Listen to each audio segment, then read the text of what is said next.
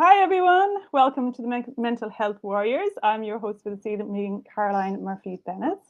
And we have a great guest here, Scott Carson, who's been on here a few times, but he's just going to come on now and talk about words as medicine. And our word for tonight is smiles as medicine. We're going to hear all about the business of smiles. See you back here in a second.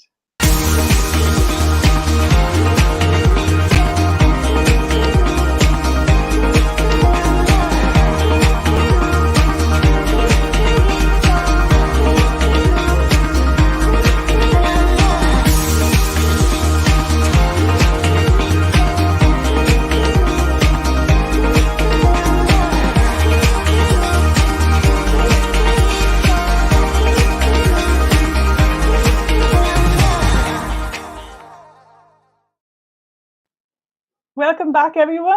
Delighted to have you all here listening to us from Ireland and from Melbourne and everywhere else who's listening in.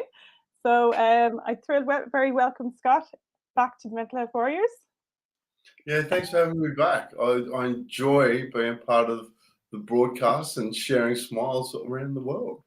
Yeah, you've been on here a few times, Scott. We were just talking that I was speaking to you back in October and you told me all about the business of smiles. And yeah, like obviously your passion is massive for mental health and building connection and communities, and you're kind of, I would say, a social entrepreneur, which I love to see because that's one of my passions too. And it's very inspiring. But I'd love to know, like, what sparked this huge passion that you have for mental health and building communities, and where does that come from? Well, that's a big question because it's been a lifetime of events that have brought me to now. So I had an interesting childhood and parents. I was a real mummy's boy actually up until I was 9 years old. Okay. And my parents split up, and then I started going a little bit down a different path. Yeah. And at the age of 14, I ended up on the streets because I become too much of a rat bag for my mum to handle, and rightly so. Yeah, that was the right decision for her. So from there, I started drinking heavily and ended up blowing myself apart for many years. I actually moved to the UK when I was 23. Oh, right. Which was a really good growth opportunity. So I was coming over there for 3 months. I moved to Edinburgh. I ended up staying 4 years on a 2-year visa. I sort of fell in love with it, but that was put that down to the start of my real growth. Nice. Because I was no longer a big fish in a small pond, a small fish in a very big pond. Yes. I lived in Scotland for 4 years as well, in Glasgow, when I was 20, my early 20s too. Yeah. It was brilliant. I loved it. So I actually lived in Caledonian Crescent in Dalry, and I actually worked for Gleeson when I was over there. Oh, for a construction company. Yeah. So I worked up in Dundee for a while. Yeah. So it was interesting because one of the things I really appreciated about living over there was the fact that the boys from Gleeson, they wouldn't let me communicate with them unless I spoke Scottish. So that was interesting. I don't know again about that.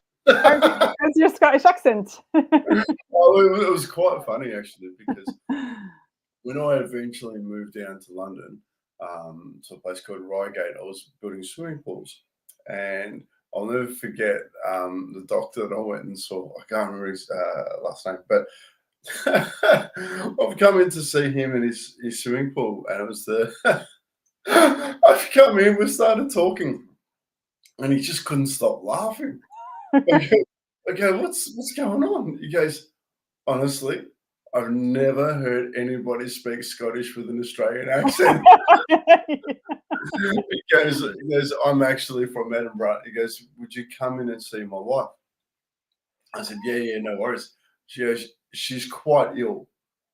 She's been unwell for a while, but I'll just check to make sure that she's okay. Anyway, I've come in and met his wife, and the bellowing laughter that came was just beautiful. So anyway, she passed away a couple of weeks after that.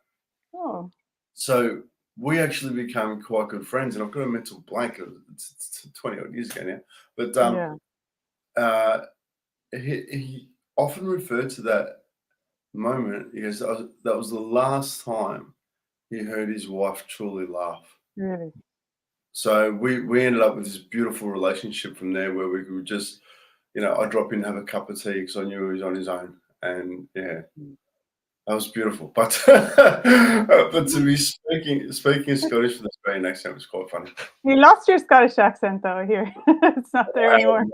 I have now. A wee bit. Yeah. As well, I've been back home for some time now. And, it takes a while. I had a bit of a mix of a Scottish accent as well for a good few years too. But because you have to change it a little bit to get understood, don't you? Yeah, you do. Like, I don't understand you otherwise. Well, I found the more beer I drank, the better I understood everything. Oh yeah. Well, that will get you in. That's your passport in Scotland, anyway, isn't it? No, very much so. A few babies. A few babies. Yeah. That's funny. That was quite an interesting time, because when you start realizing just how small you are in compared to the world, like I did a fair bit of traveling through there, and it was just really interesting. So that was really a big time in my life where I started looking at myself as a person. But then I came back to London and became a party boy. So and I lived the London party life pretty well. How long did you stay in London? I was there for 2.5 years. Okay. So you were 6 years in the UK? No, 4 years in total. So a year and a half in Edinburgh, and then 2.5 down in London. Oh, okay. And so, and that was an interesting time, So I actually met my wife when I was in London. Oh, very good. So yeah, she stole my chuppa chup at the Redback. Bad mistake on her behalf. Oh, that's nice. Yeah, so we came back to Australia, and I started working for myself as a steel fixer, and that was good. Like I worked hard. We did really well, and really started building up things. Built up a reasonable sized business, and it was flying along. And then I employed one of my mates from when I was 7, 8 years old, and he was going along quite well, and that went really sideways. Actually, it ended up costing us nearly $1 million. Wow. So, and it cost me the birth of Oscar, my son. So I was there for his birth, and then immediately after he was born, they threw me out of hospital. So for the first week of his life, I wasn't there. That burnt a hole in me. I wasn't there to support my wife or my son.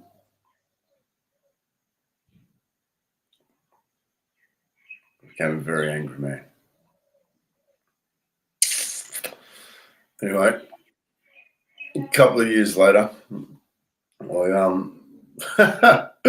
having a beautiful day in Melbourne. I don't know if anyone knows Melbourne. It's a beautiful place. It's got the Yarra River, which runs through the middle. And we were parked up at St. Kevin's.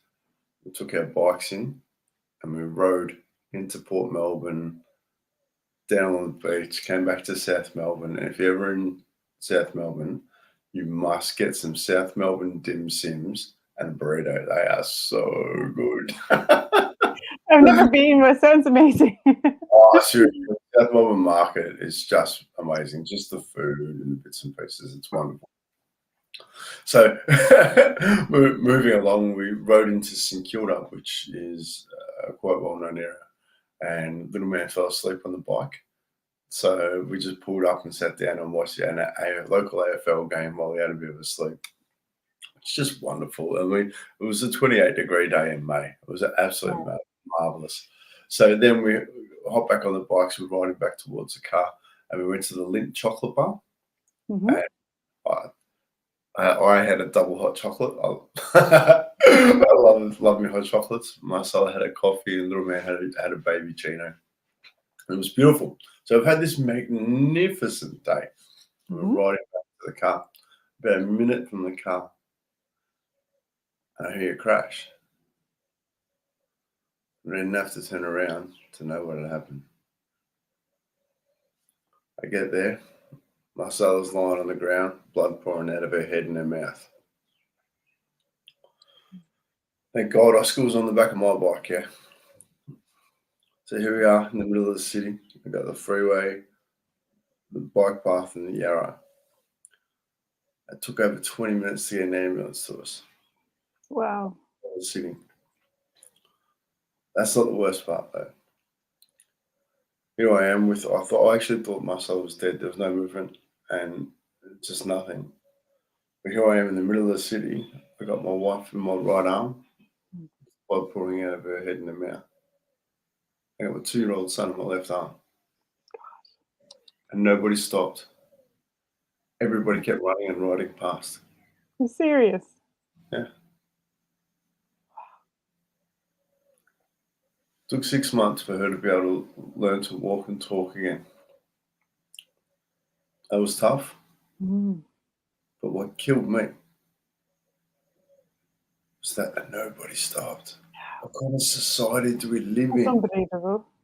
What kind of society? Nobody stopped. There was lots of people passing by, but nobody stopped. Nobody Yeah. stopped. Yeah. That's shocking. What kind of society do we live in when that's the case, yeah? So I just sat with that for a long time, just trying to get life back on. We lost everything after that because we're on the way back from the recovery from the other one. So Mm. long story short, we start going again, and it just burned a hole in me. What can I do to connect us again? What can I do to make things safe? What can I do so this doesn't happen anymore? Smile. Yeah. How can we make it safe for one another? Mm. Smile. Quickest way to get from my heart to yours. We live in a world of fear. It's in every aspect of our life. All marketing is based upon a lack of, Mhm. you don't have, that you're not good enough, that you need. And this current opportunity called COVID. It's the fear inside this is Mm. it's horrible.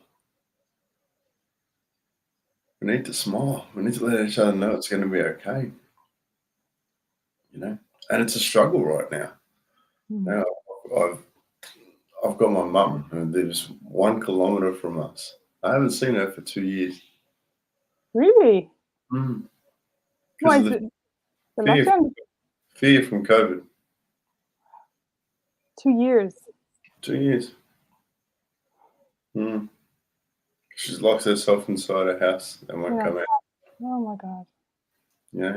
And But it's just highlighting people's insecurity as well, though. It is bringing up all of it to the surface, don't you think? massively so. It's not that it wasn't there before. It's just that it's been highlighted. Now we can see it clearly, And you had the experience of finding that out as well. You know what I mean? From what happened, with the accident. Like, that is just highlighting what's the reality of the situation, that's the society we live in. Yeah. So And I'm not okay with that. yeah. And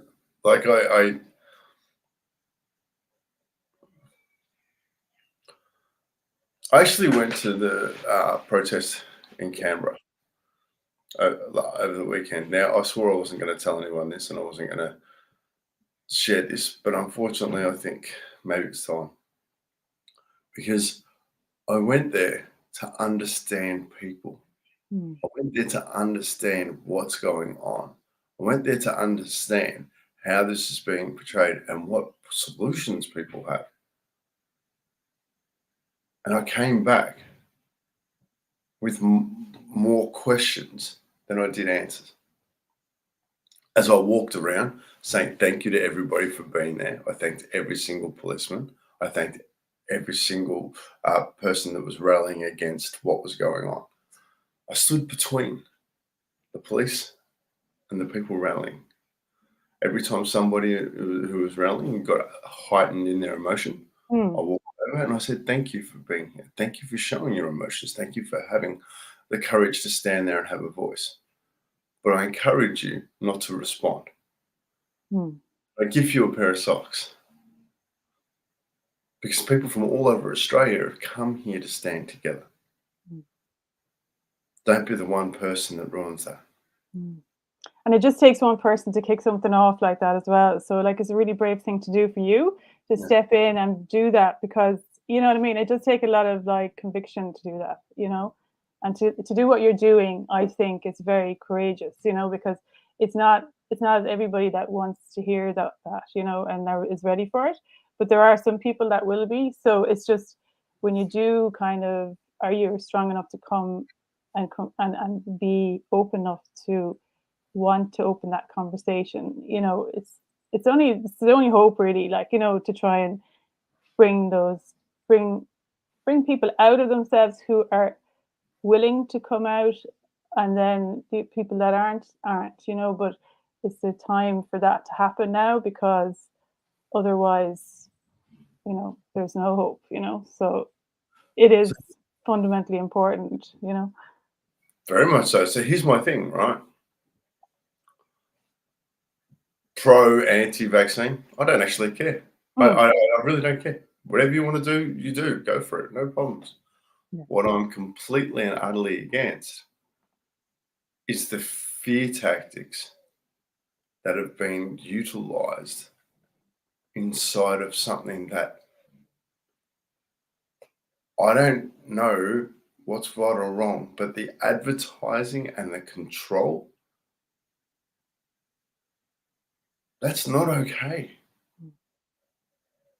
We're going to have generations of issues because of this.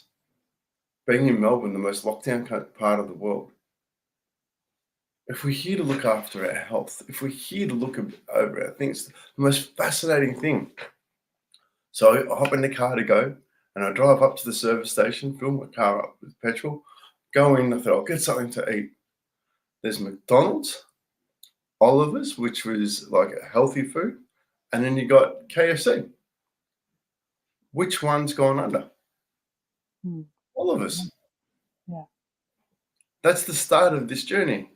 And I'm like, that's a very significant thing to me. I get there and I'm staying in the campground. I'm having a look around, party atmosphere, and everyone's enjoying it. A lot of people drinking. You know, and I'm like, are we working on being the best versions of ourselves before we take on anything else? Because are we going to be responsible for ourselves? We rely upon the governments to do everything for us. Why? You have the power. You have the ultimate choice. You can choose how you live.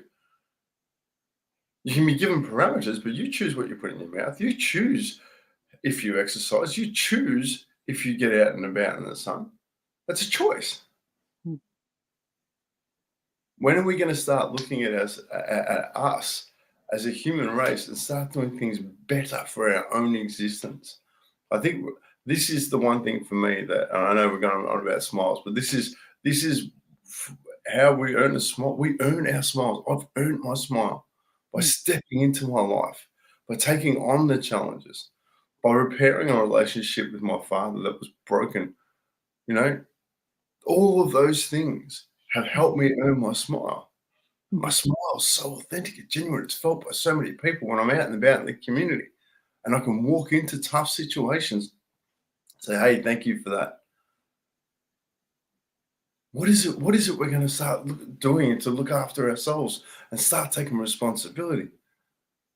You know, it's for me, and I want to know what our world would look like if we chose love as our primary opportunity of support, marketing, and just like this gets me excited, right? This gets me excited because I don't know what that looks like. Yeah, So well, what that's our what is potential as a human race, you know? Like, to grow into our fullest potential is to grow into that kind of consciousness, you know? That's what we're talking about. People talk about higher consciousness. It's just the composition of a human being is about the capacity to be able to love. And if you can't, you know what I mean? So you need to look into yourself to see what dimension, you know, what percentage, like I would say is like putching, you know, like I don't know if you know, in Ireland we have like I see consciousness as, you know, kind of the I suppose the capacity for somebody to love the whole of, you know, society as such is kind of when you can see yourself as connected to everybody else, you know, and that's a different state of mind and understanding of being human, you know, because if you see yourself as just being an individual and one individual that's not connected to everything else, then you're going to be isolated and you're going to go into the kind of, you know, just kind of numbing yourself because, you know, you're in a painful suffering state because you are just disconnected. You don't feel that, you don't understand what life is, the process of life, who you are and your truth, the fact that you're interconnected with every single other being, you know, the cosmos as such, that everything that you has a massive effect.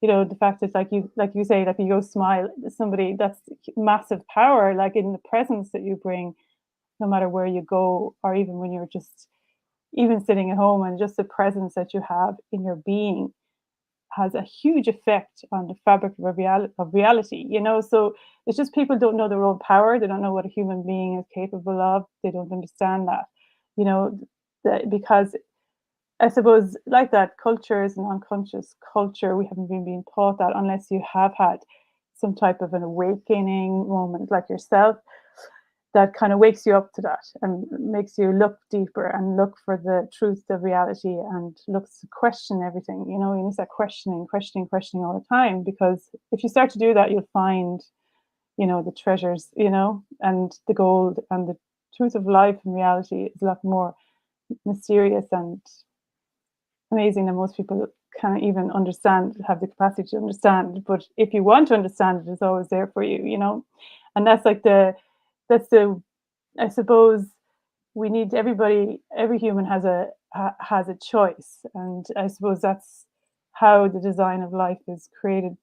It's, you know, in free will. So we all have free will.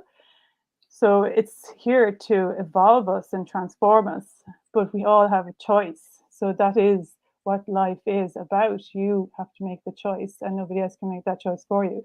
And that the actual environment of life and reality is there to push you, to pull you, you know. So you have to have that connection to life to be able to be guided by that. You know, once you're kind of connected to that and you're guided by that, then you can find your purpose and where you're supposed to be and who you're supposed to be around and whatever, you know. So it's just that the lack of understanding of that is kind of, you know, is the education that needs to come now, I guess, because maybe people are open to it, because they always will just become open to it when life gets, you know, challenging like it is now. So this is why COVID is a brilliant opportunity for transformation.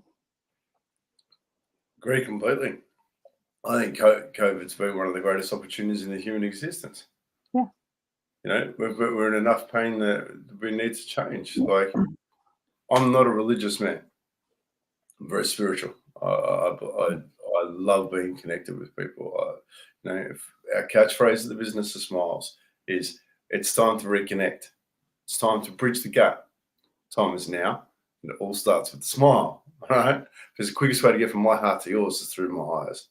Okay. And that's with a smile. Because a smile isn't actually in here. It's actually in your eyes. You can see it. And that's something for me that it can be a little bit frustrating when I see people full of Botox and I'm like, I can't see your smile, please, because it's your gift. Don't hide it, because you have to earn that, you know, by stepping into life. Yeah. You know, like the difference between a good life and an extraordinary life is simply the effort you put in and the amount of times you put yourself into situations. And people, to have an extraordinary life, you don't necessarily have to have a huge impact. You just have to be present in the moment and enjoy that with other people when you are there. Like and COVID for me has just been, it's personal development with a big bracket going, "Stop. You've got to work on this, you've got to work on that." Oh, really? Yeah. That's Well, you cool, feel right? like, well, it's always showing you where you need to work, doesn't it? You know what I mean? You've got one bit done, and then you realize, oh God, I haven't looked at this area because I haven't wanted or I haven't been aware of it, that kind of thing. So it's always teaching you something that you need to know. That's 100%. that's the fun part about life, But always learning. you have the power, choice, right? Choice is. There's been a couple of moments in my life that have been quite significant. When I took on my first coach or mentor, um, the day he turned around to me and said, "You're the average of the 5 people you spend the most time with." Within a week, I had 5 new people. Really. But you see, you took that information and you ran with it. You know what I mean? That's always being given to people, and they don't want to hear it, or they don't react to it. They just so it's where it lands. Worst case scenario, it doesn't work, and I go back to doing things the way I was doing them. That's my Yeah, worst case scenario. Like yeah. this is for me one of the reasons why it's. I personally don't understand what people's opportunities are around not stepping into things, because unless you try, you don't know. And if you don't like it, try it again just to make sure, right?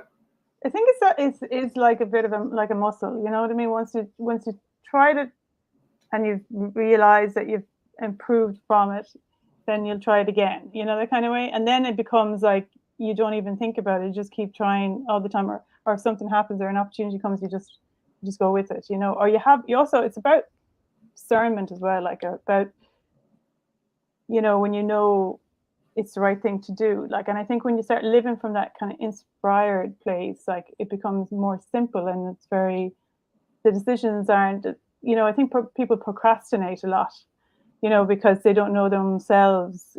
So once you know yourself and what you want, then the decisions are very easily made. It's not that you have to think too much about it, because you have your own, what you want. So, and then when it turns up, you just go, oh yeah, okay, great. So it's like, yeah, it just gets more. That's when you're in kind of flow, I guess. So there is a training to that, like you're training marathons and stuff. There's a training to creating a consciousness like that. Yeah, well, like anything, it takes practice, right? And Yeah, practice doesn't make perfect; it makes progress, right? So yeah, as long as we continually make progress, nothing ever gets to the point where it's just absolutely easy. There's always opportunities to grow in every single absolutely, thing you do, right? So, absolutely. but it does get to a point where you've done it enough times now that you don't need to have that focus on that part of it. So then you get to the next level of, like, you upgrade as such, Yes. because it's interesting. It's like marathons, for example, right? You start running, you clock over your first 5Ks, and that's a pretty nice thing, right? You're on a 5K run, that's awesome. That's your benchmark. So that's your standard now. All of a sudden you can, yeah, okay, well, maybe I can do 10. Push the refer to get to 10. I still remember the very first time I ran 20Ks, and I was in tears. I'm like, come back, I ran through the arch. Oh, I can't believe it. I was on my own. I'm like, I got it done. Yeah. Yeah, now I'm planning on a 1,350K run. No. you know, so, but it's like anything. Where you put effort, you get reward, Yeah. right? But it That's takes constant effort to get that reward. Yeah. Yeah, and that for me is, like, But I you're just keen. You want to grow. That's the way you're kind of interested in growing yourself. So like you're going to be pushing yourself. it's always painful to grow, you know. So you have to put yourself into discomfort, you know, don't you? Yes, you do. And that's like, so I'm a guy who, runs ultra marathons, is out and about in the community, thanking people. But literally after this conversation, I've got to race down and go and spend some time with the cold water crazies, which I just love. But keep in mind, 10 years ago, I was a proper lad. Like, I would drink 6 pints straight after work and then drive home. I was a party boy, cocaine, ecstasy, speed. Like, that was my life. Mm. Thursday through to Sunday. I was a wild man for a long time. I was numbing myself Yeah, from me, yeah, you know. I I'll never forget the day that I sat down and had a conversation about what does it mean to be gay. And I sat with three amazing people, and just people, not big names, just beautiful people, right? Sitting there talking. And I used to party in the gay bars in London. So, and I never understood quite why the boys just completely accepted me and didn't. mm, There was no. I was never hit on, and I was protective of the boys too. Like it was good vibes. mhm, But they were just trying to be comfortable in their own skin in a society that wasn't quite accepting. mm, I was no different.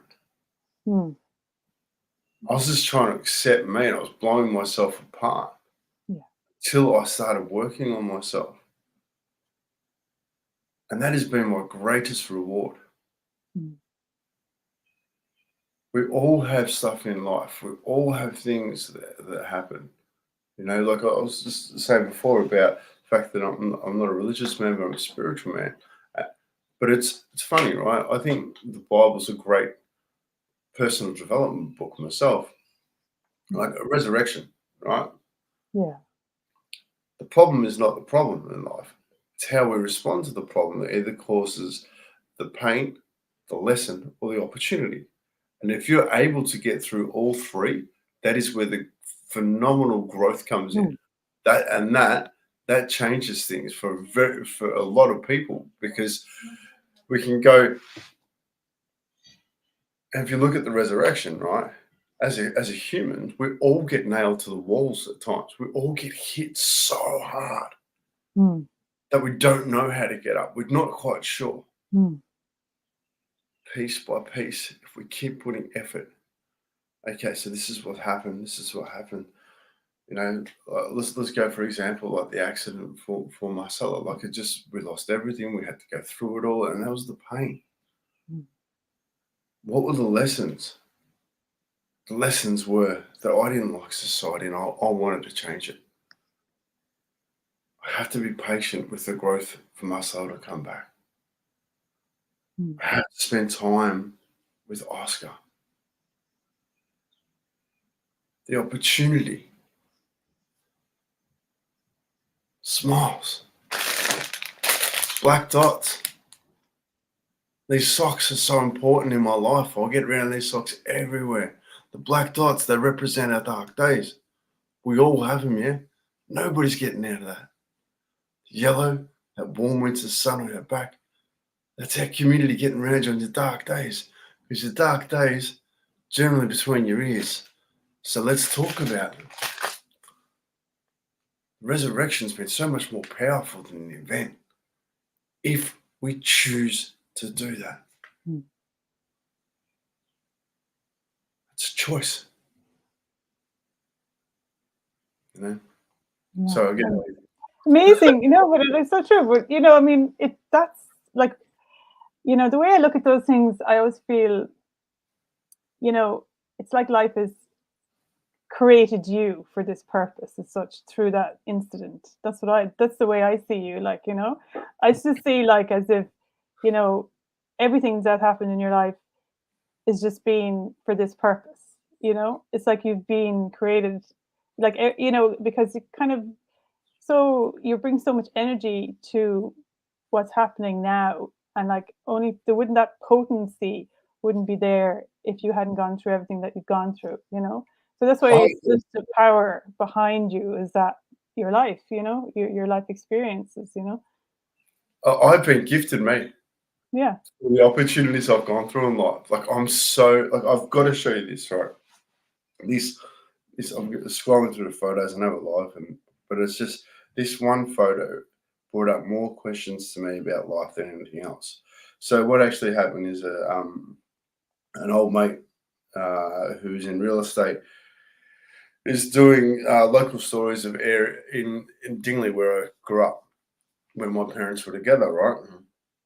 And in there, in there, he's just doing stories on people from the local area and just what they're doing now. And so he thought, I'll grab me and take me down there and just go through everything. And what when we were at primary school, they had the 150-year celebration for Victoria.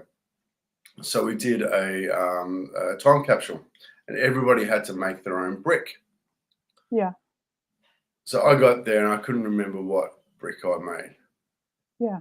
But when I got there and I saw it, it stood out. Can you see it? The smile. Yeah. Oh my God. Wow. There you go. You see? So It was like a little seed that's left inside. I always say that it's like a seed that gets put inside you, and then you have to. It's your job to find the seed. I always think that it's like an invitation that to who you are is always put inside you. It's like it's already happened, you know, but you have to find out. It's like alchemy of every. When you get to this, you know, the way when something happens, and it's like every single incident in your whole your life has made sense is in that moment, and you just go, wow, the genius of life, you know? Like just like I can see why I was created for this purpose, you know, this kind of way. And it just all makes sense. Like a domino, like the domino, you know, gets dropped and it just goes through. And you just go, whoa, so amazing. 100%. Well, so the question that came up for me from that was, have I always been on purpose, or did I just need to find it? Did I have to go through everything I've gone through in order to find my smile so that I can gift it to others? Because it's interesting, right? And I interviewed my father, and we had a pretty interesting relationship over the years. And I was just started reconnecting with him, and it was the second time we'd caught up. And I just said to him, I did try to catch up with him a few years before. Hmm. Went and sat down at a restaurant, and there was so much anger at the table Mm, that I actually took that home. And for the next week, I was disgustingly angry. mm, And so that energy really, so it took me a long time to get back to have that conversation again. mm. The reality was in the work that I do, which support a lot of people, I couldn't talk about it authentically unless I had a crack at fixing that relationship. Yeah. So I took it on, and when I sat with my father, and I didn't really know him because most people really, our parents are our parents. We don't really spend the time to get to know them Mm. as people. Do you know what I mean? We know them Yeah. as mum and dad. So Yeah. I sat and Outside of the roles. Outside of the yeah, roles. Yeah. 100%. And there's a great guy by the name of John Craig who actually interviews men in the latter days and really captures the story of their life, so their kids can actually learn the person, not the dad. Do you know what I mean? Mm. Because Hmm. as a parent, we've got a protective coat on, where we're Yeah. making sure that the kids are okay.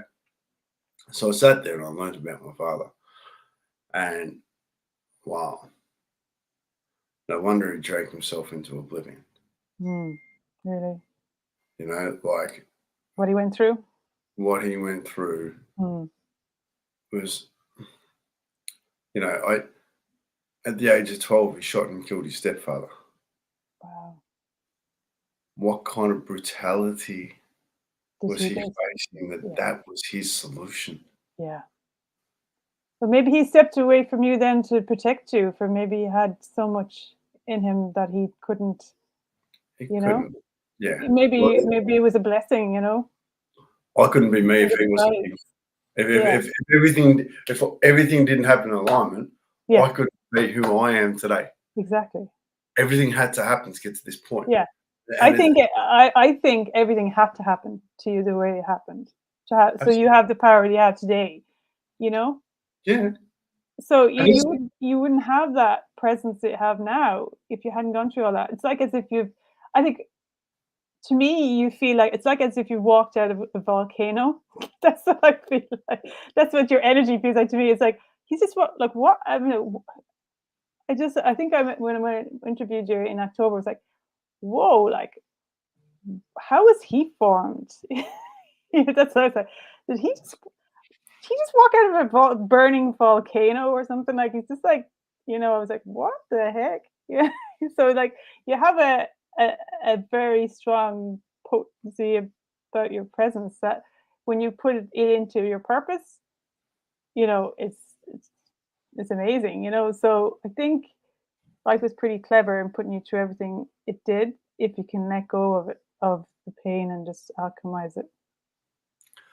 I think that's the key. You just got to Yeah. trust the universe has got your back. Yeah. But it takes effort, right? Hmm. You don't get given anything in life. You have to earn it. I'm earning my smile. I'm still earning my smile. Yeah. There's so much more I've got to do. But I'm going to step into every single challenge because I'm worth it. Yeah. And it's the energy we carry, right? Positive and negative. It's what we gift to one another. Mhm. Yeah. If we have fear and concern in our hearts, guess what we gift to the people we love? Mm. Fear and concern.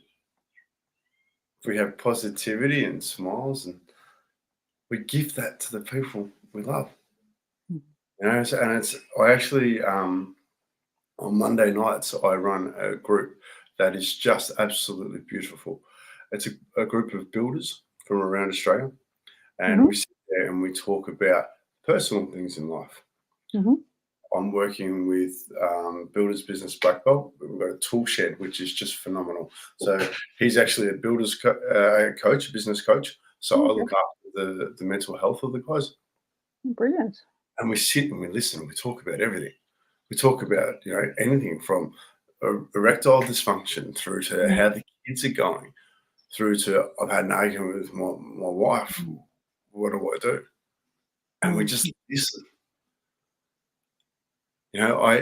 It is the most amazing thing that when we step into this and the guys step into it and they share, it's called a safe place to land, right? Yeah. And we just listen to one another. The most powerful part of the conversations is silence. Yeah. We're sitting there with a group of men. Someone shares something, and rather than fixing it, we just listen. And it gets to a point where I don't actually know right now what I have to say. So we don't. Mm. We sit in support. Yeah, but I think it's just actually allowing somebody to voice it, to express it, is really the gift, because like they have the answers themselves, and after that they'll probably get the insight at what to do, or like because they've been able to express it, they feel heard, and then that's the magic, just being heard, and that's the validation of your experience, and the compassionate space you've created.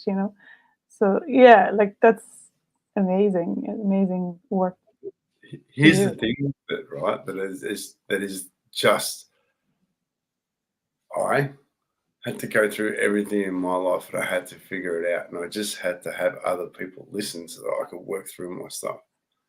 Imagine a world, an entire world, where we all had a safe place to process our stuff that goes on in our life so that that energy stops there. Hmm.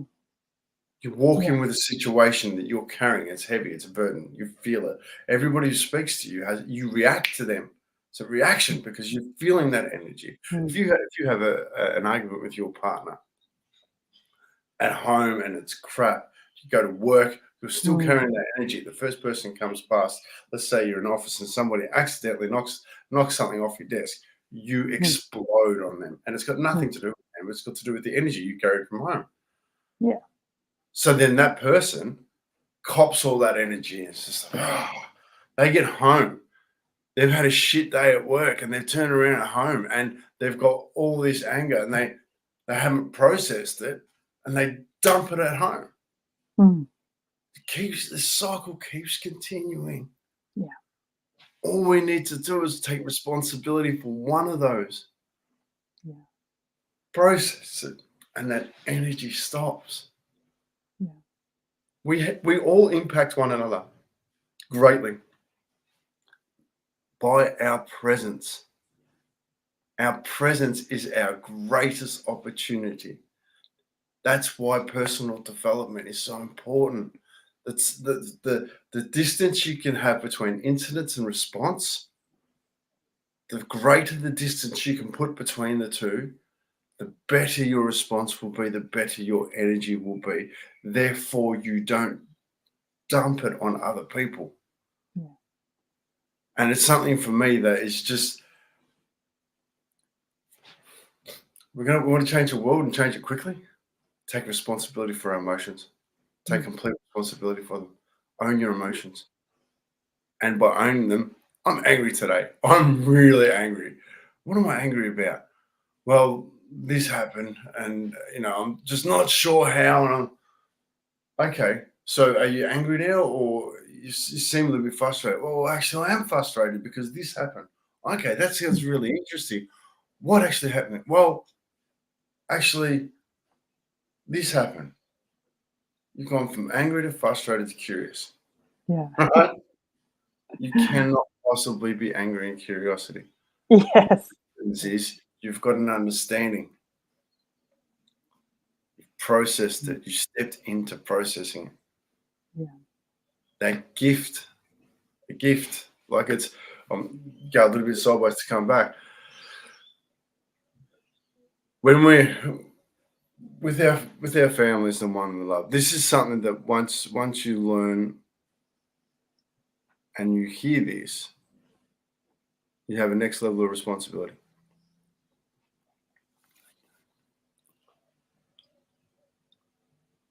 The ones we love, the ones we care about, are the people we dump our biggest problems on. Mm. Because we know we'll be forgiven and we know it's a safe-ish place. That's not acceptable. Mm. If you truly love the people in your life, that is not acceptable. I'll repeat that again. It is not acceptable to dump your crap and anger and frustration on those you love. Mm. Because one day you won't be forgiven. And those scars that you create are the ones that you hold in your end of days. Yes, that's so true. So take the time and process your emotions before you dump them on those that you care about. Because they're worth it. I often say, I do say consistently, from 0 to 20, we basically get the facial structure that our parents give us. From 20 to 50, we earn our own. From 50 and beyond, get the one you deserve. Just here are muscles, big muscles, and I call them the smile muscles, right? These are how you tell how people live. Yeah, because my personal belief is heaven and hell is here on earth. Yes, that's true. Yeah. So Yeah. if you've had all the conversations that you need to have and basically done good by others and supported as many people as you can. And then in your later days, you're surrounded by people who want to be around you, and you're loved. It's heaven here on earth. Alternatively, if you haven't, and you haven't stepped into the opportunities and confronted the things you need to confront, then you pass away miserable on your own, because people don't want to be around you because you hold that anger and fear. It's so important to process life and its opportunities. Step in, do the best you can, because you're worth it, and so are the people around you.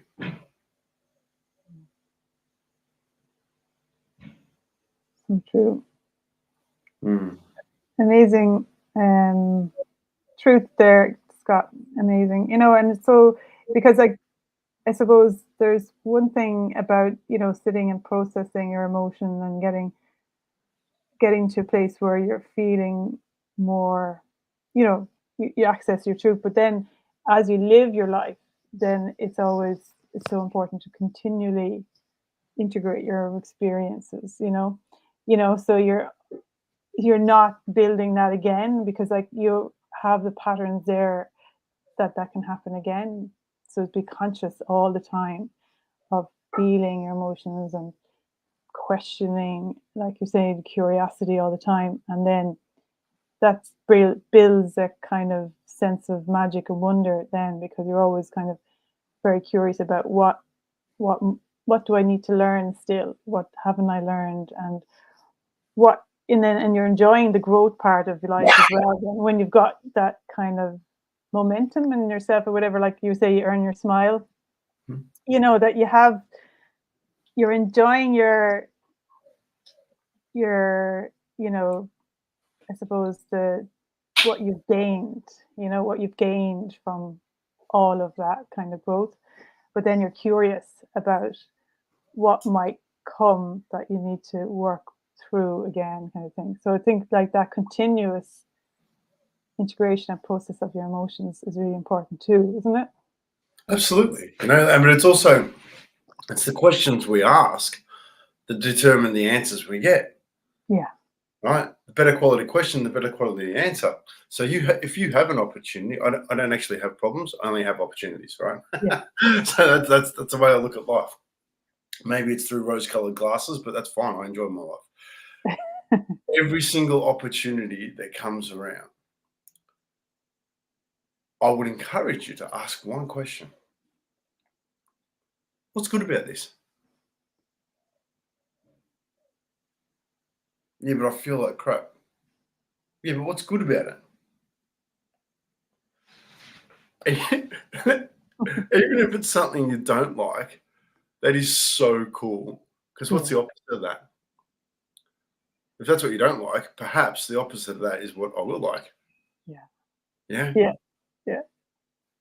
It's so It's like the silver lining. The silver lining. My mother always told me that, there's always a silver lining in every cloud. So I've said since I was a child, like no matter what, the minute something happens, I just go, oh, there's a silver lining is here, So it's like quickly identify like what the silver lining is, and you go to that. It's like, it's just like training yourself quickly to find it. That kind of way. You just, in every single situation, there's a light side and the dark side. So you choose which one you're going to put your emphasis on. and I love that, right? Because it's and a quote from me that I live by, right? It's easy to see in the daytime. It's harder to dance in the moonlight, right? But when you dance in the moonlight, that's when you really shine, because the light brights its brightest in our darkest moments, right? Mm-hmm. And knowing that, this is really hard right now. It is like when I do my runs, like I don't actually enjoy running. I do not, and I run a lot. Yeah. Because I'm not light, I'm 97 kilos. Yeah, you don't look like a runner. I don't know how you run so far. You're not built like a runner. Yeah. I run because I can, because I step Yeah. into life and challenge myself. And it's not about looking at a 100-kilometer run and going, I'm going to do 100 kilometers. I'm just going to get to this end of the street. I'm just going to get to that tree. I'm just going to get to the beach. I'm just going to get over that hill. Mm. I'm Is that just what going you to do in your head, is it? more. I don't You take just on keep it down in your head, you just say, "I'm gonna keep going to because this, what you can see," kind of thing. Wow, that's here's, amazing. here's the thing. Yeah. Big picture is bloody daunting. Yeah. But if I only have to make it to the end of the street, I know I can achieve that. Yeah. Yeah. Yeah. Like our worst enemy is our own head. Mm. That's the thing that'll stop you before anything. Yeah. But if you can find ways to get that little bit further, I'm just Mm. going to do that, Can you nearly know, trick yourself into it. Yeah. building confidence. Yeah. You're building it. You're earning your run. You're earning your smile. You're earning your opportunity. Don't take on everything at once. Take on little things consistently. All of a sudden, the big things happen. Yeah. And you've a huge run. Do you want to tell people about your run, what you're Yeah. doing, how people can get involved in it? Yeah, cool. Thank you. So in October this year, we're running from Sydney to Melbourne down the coast, which is the same as running from, was it? No, I have to say now. I'll tell you. I asked my son Scott this because he was talking to me about. He's into running now. He's 14, but he's got really into training. Yeah. So he was talking about marathons, ultramarathons, and I said, because I had spoken to you, and you were saying about running from Melbourne to Sydney, and I was like, because in Ireland we've such a small country, so to me I was like, oh, I couldn't really get that. I wasn't really sure exactly what that meant, and I said, look that up and see how far that is, and he said, Mom, that's like running to the top of Ireland and back down to the bottom of it again. I said, are you serious? So, Yeah. Well, so basically it's from John O'Groats to Land's End in the UK. So I don't know those places. so that's the entire of the UK. Oh England's my God. yeah. So Whoa. just so That's but then amazing. look, that's gonna be a challenge in itself. But the part that's gonna be the biggest opportunity is we're gonna give away 10,000 pairs of socks because we're gonna start 10,000 conversations in our darkest moments, in our pain, and like, don't worry, it's gonna hurt. But here's the thing, right? They say it takes 10,000 hours to become proficient, to become an expert in something, right? And they say it takes 10,000 steps each day to stay fit and healthy. And if you listen to Justin Bieber, it takes 10,000 hours to earn that sweetheart of yours. Oh, I will never learn to sing properly because I love that too much. That's pretty good. But here's the thing, right? 10,000 conversations are going to go a long way to assisting our mental health opportunities right now. Yeah. Because Sabu Bona, I see you, is how I live. And it's about stopping and spending time with people, letting them know we're here. Sabu Bona, I see you.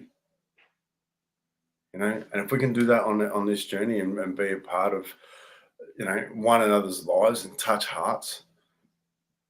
Look, I love this, right? Here you are in Ireland. Here I am in Melbourne. We're touching hearts. Yeah. Yeah. Smiles. How gorgeous is that? In a time of life where we've been told to distance, I'm more connected than I've ever been before. How Yeah. amazing. Amazing, amazing. Actually, it's funny. Actually, there's a quick story. Probably going over the hour now, but Melbourne. It's a minute actually when I was asked to come on to talk to you guys the first time, and Adam said, "Oh, Melbourne," and I just started to smile straight away the minute I heard Melbourne because when I was 14, my dad, you've heard me speak when my dad passed away, but we had a great relationship and he was a mental health nurse. But he decided like he was always trying to he was so funny, but he was always trying to make a few extra quid. So at the time he said, we're going to take 5 years off. and we're moving to Melbourne. We're actually going, so like we're going to leave Ireland and we're moving to Melbourne. And I was like, woohoo! Because I was in this like all girls boarding school and locked away from the world kind of thing. I was a day pupil, but like it was really strict. And I had to do my leaving cert, which was like really, really tough in Ireland. And I was just about to go, go in to have start studying that. And I was like, are you serious? We're leaving to go to Melbourne. So like I was going to never have to come back because I'd be like 19, 20 by the time they come back to Ireland. So for 6 months of my life, I thought I was going to Melbourne, that I was going to be living in Melbourne because it was all organized and everything. And then just before we were to go, he decided, no, we're not going.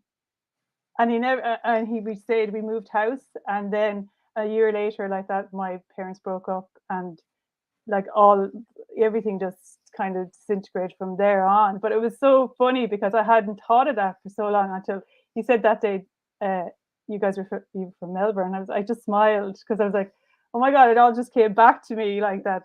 It's like I had this pseudo life for about 6 months of imagining I was living in Melbourne.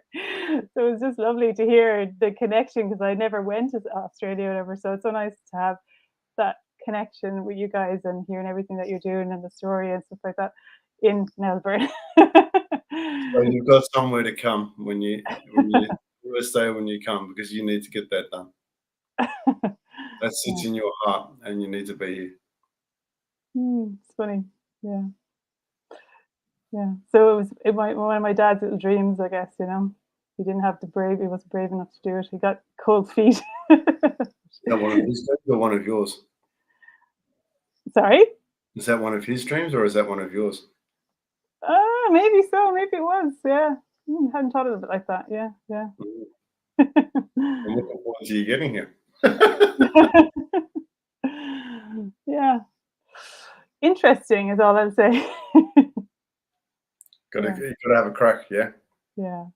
Like it's funny, what is regret? Regret is just that thing that sits in your gut that you know that you should have done something. Big post-it note that goes whack. There you go. I told you from your gut that was what you were meant to do. I think that's one of the greatest things that I've been able to do is to learn how to use my intuition and just trust it. I'm only ever given anything, a situation that I can handle. If I couldn't handle it, I wouldn't be gifted it. That's true. Amazing, Scott. Okay, we better finish up because we're gone over. Thanks so much. That was amazing. So just loved every second of it. Thanks so much for taking the time. And do you want to share your website and where people can get in touch with you? Yeah, www.ihopeyouaresmiling.com. So pretty simple, the business of smiles. I do a lot of things, and I'm very grateful for the opportunities that I get. I run Thursday night lives in the Campfire Project, which is an amazing place to have some pretty deep conversations. I'm taking on some big stuff. Sitting there talking about death was one of my most beautiful conversations with a mortician, a death doula, and a funeral director. Wow. I don't fear death. I fear not living. So I'm going to live to my fullest potential. At least I'll bracket it. So can I just, if I could just gift people one thing. Yeah. There's been loads of comments there, but I haven't read them out. You've been reading them. I don't have my glasses on. Yeah, actually, I haven't either. I just woke up. So I just, have a crack. Yeah, just have a crack. I love that. Doesn't matter what it is. It could be pouring rain outside. Go and dance in it. Have a crack. Earn your smile because you're worth it. Great one to finish with because we love having a bit of crack in Ireland. That's what we call fun. Yeah, no, I'm well aware of that one. Okay. another day. Thanks so much, Scott. That was amazing, and thanks for everybody for listening. And Donna Marie and Kerry, and I can read the names. I can't really read the text. It's a bit blurry for me, but thanks so much for everybody watching and watching on the playback. And I'll be back next week for another guest. I think Kerry's on with me, and I'm going to get the little Princess Warrior on as well. Might read a bit of the Rainbow Warrior for her because she was sick the last time. I didn't get to do it. So looking forward to that, and see you all again soon. And I think we're back on Monday with the coffee morning. So tune in again then. Okay, bye. Take care. Say it, Scott. Where's that damn button?